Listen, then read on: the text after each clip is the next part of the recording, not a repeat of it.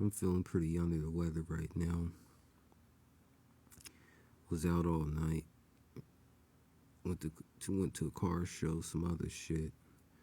Really fast. I want to make this video really quick. And I said that our future, 2030 specifically, is CERN's past, and our past is CERN's future. So this is my belief. I believe that CERN is its most active in the 2030s.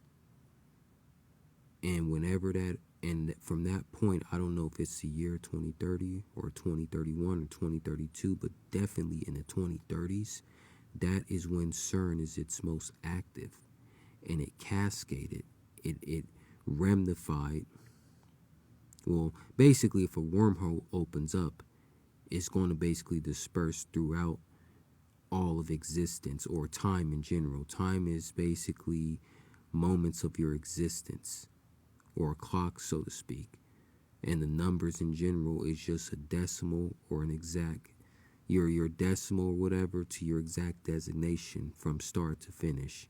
But you cannot just replicate time like that. Like we can't ever just be like, oh yeah, let's just make it towards 1990, because whether you believe the earth is round or flat, we still do have some form of a star system. Whether you believe there's no space or not, we still do have a sun. So you're talking about multiple different variables, including your own cellular, where you're at cellularly right now. So you would have to reverse who you are back to, like, let's say we were going to make it towards 2001 again. Well, whatever age you was in 2001, you would have to be that. And rather you even believe in reincarnation or not, if you were born in 2001, like, come on now. So there's so many other components. Now, with that being said, now that, I've broken down kind of like the way how I better translated. Basically, I believe that CERN is its most active in the 2030s. And a lot of those times where we experience Mandela effects, or like when you was a child and every time you went to the grocery store, somewhere in the corner of your memory, you remember when you would go to a certain aisle, and out of all the peanut butters that you had to choose, you remember the peanut butter Jiffy saying Jiffy on it. So we experienced that timeline shift. We just was not aware that that was a timeline shift going on. So we have been watching the timeline be changed unbeknownst to us right in front of us, and just have not been able to explain it. And because of indoctrination and just you not knowing, you don't know what you don't know, to our untrained eye, even just losing things and all that, or even just certain people that you ended up meeting, and you can just feel it in the back of your mind and your heart, whatever your main compass is, like, yeah, you wasn't supposed to meet this person, or that didn't even need to happen that way. But differentiating that from spiritual things and whatnot, man, we're not going to get into all that. What I'm saying is that in the 2030s, I believe that CERN is its most active. And there was some kind of, when whatever happened, it turned on something that cascaded itself into our past, which was CERN's future, and changed some things, altered some things. So it's just like an intersection in a way. Right now, we're in the middle of it. So as we get closer to the 2030s, a lot of segments of events, however you want to chop it up, or variables in the form of people, places, things that we were already supposed to experience, I believe is going to collide in with us.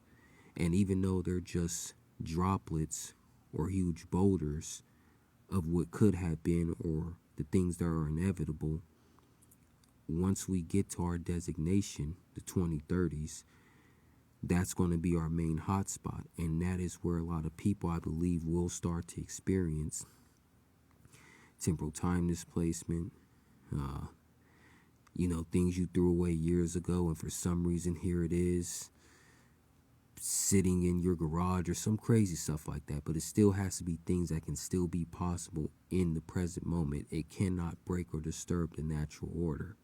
It also depends on its significance. But again, I'm kind of under the weather. I can make a whole entire video about this. I'm just saying, as we get closer to the 2030s and all that, I don't know if anybody can really see me, but I'm right now laying under the covers. Here we are in the middle of April, early April, and I should be hot. No, I'm under the weather. So, yeah, our future, the 2030s specifically, is CERN's past, and our past is CERN's future.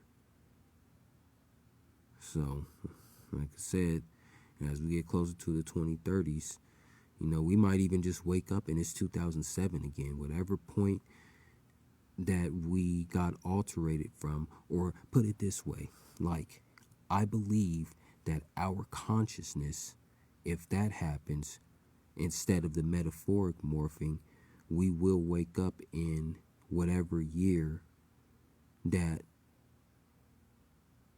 is more, like, for an example, right now, the consciousness in your body and your mom, your dad's, whoever is in your life, that consciousness is going to travel back in time